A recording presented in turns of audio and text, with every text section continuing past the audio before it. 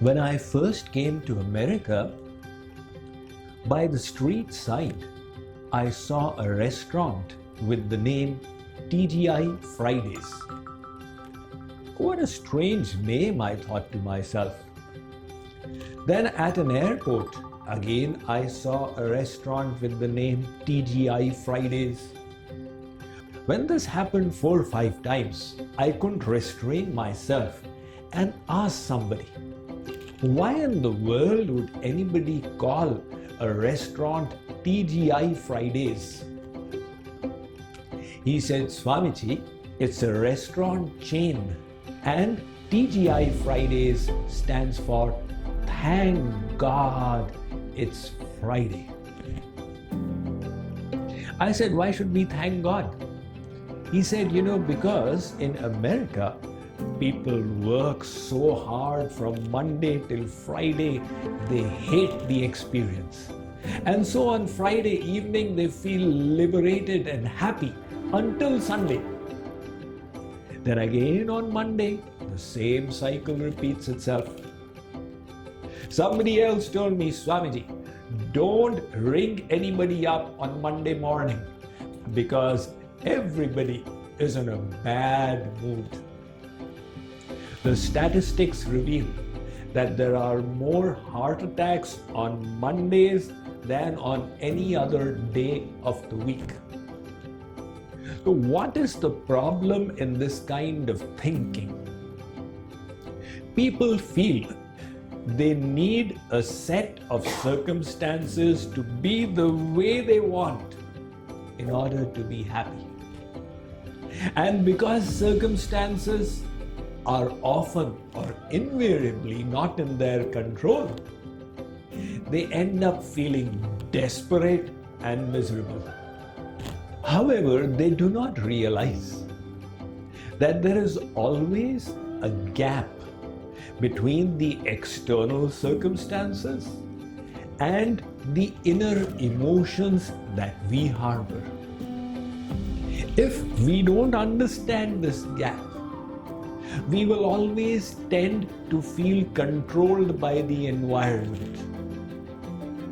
But if we can utilize this gap to our advantage, we will be able to free our mind. That is why those who don't comprehend this point need the weather to be just right in order to feel good.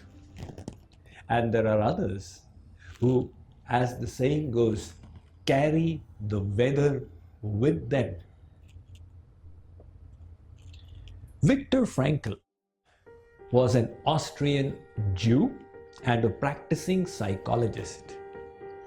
In the 1930s, however, when Hitler went on a rampage and he rounded up people and threw them into concentration camps, Viktor Frankl, along with his family members and his brother's family members, were also thrown into the worst of concentration camps, which was in Auschwitz.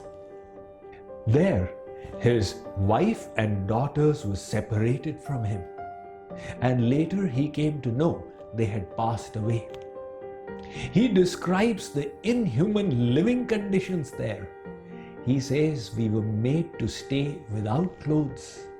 We would be made to walk through the night, not knowing whether we'd be alive the next morning or not. And yet, in those inhuman circumstances, he discovered he had one freedom that nobody could take away from him. And what was that? The choice of his own thoughts. So he decided to exercise it and be happy. He could be seen smiling or even laughing. When the other inmates asked him, "Why are you laughing?" he would say, "It's my choice." He became an inspiration even for the guards at the camp. He decided he would live through this ordeal to announce it to the world when he was finally released. After the Second World War, when he went back to Austria, he wrote a book man's search for meaning in life, which got translated in 15 languages around the world. In that, he wrote that life sometimes challenges us with difficulties and hardships. But how we respond to it is a choice that we make. In other words, the world will sometimes serve you with lemons. Are you going to become sour at it, or are you going to make a lemonade out of it? Is the choice that you make.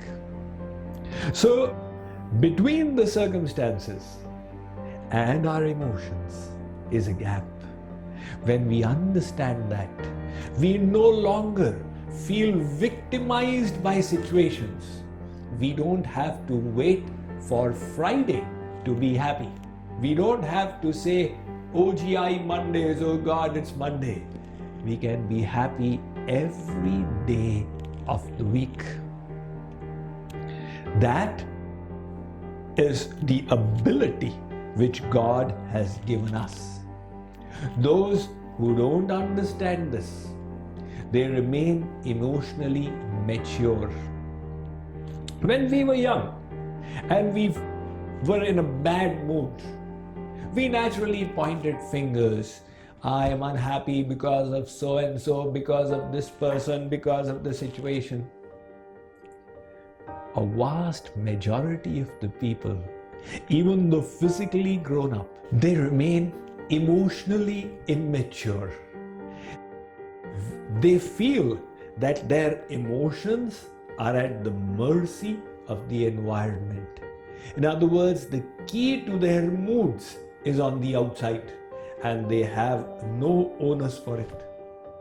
So they make statements like, Swamiji, I don't feel any love towards my spouse any longer. So, what's to be done? I'm waiting for the loving sentiments to come back. Love is not something that is to happen to us. Love is a verb.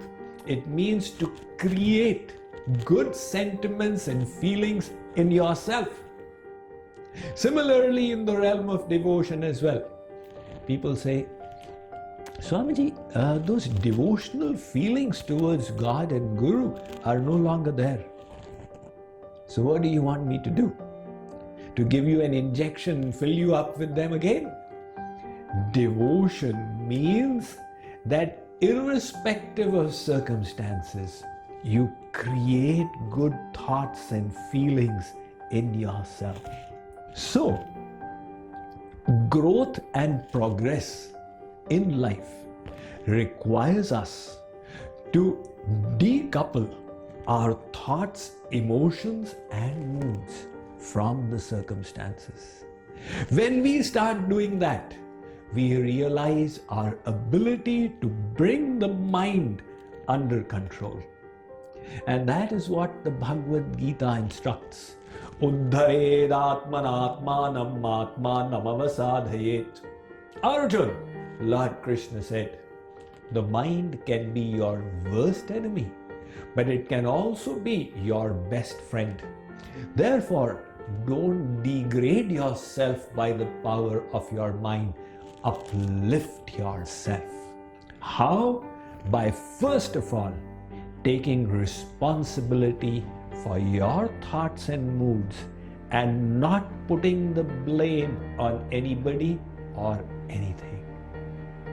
This is the mindset of taking responsibility for your moods. How do we move ahead from here? Do read about it in my latest book, 7 Mindsets for Success, Happiness and Fulfillment. You can look it up on its Amazon page.